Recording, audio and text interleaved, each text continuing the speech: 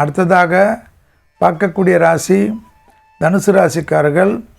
குலதெய்வ வழிபாடு, குடும்பத்தினருடன் யாத்திரைகள், தெய்வ வழிபாடுகளுக்கு முக்கியத்துவம் கொடுப்பதும், மேலதிகாரிகள் விஷயத்தில் இருந்த சங்கடங்கள் பரிபூர்ண நிவர்த்தி ஏற்படுவதும், தொழில் இல்லை, உத்தியோகம் இல்லை, வியாபாரம் இல்லை, படிப்பில்லை என்று வருத்தப்பட்டு கொண்டிருந்த தனுசு ராசிக்காரர்களுக்கு பெரிய வெற்றிகளும் பெரிய சந்தோஷமும் ஏற்படக்கூடிய காலகட்டம்.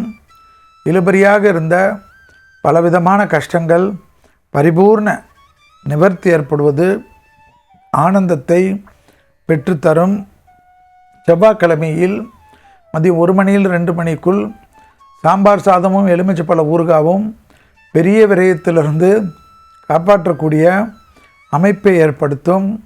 அற்புதமான அமைப்பை பெறுவதற்கு சிவனை தரிசனம் செய்வதும், சிவாலயங்களில் அருகம்புல், வில்வ இலை, நல்லெண்ணெய் தீபம் கொடுக்க கொடுக்க ஆனந்தமும் பேரானந்தமும் ஏற்படக்கூடிய அற்புதமான காலகட்டம்.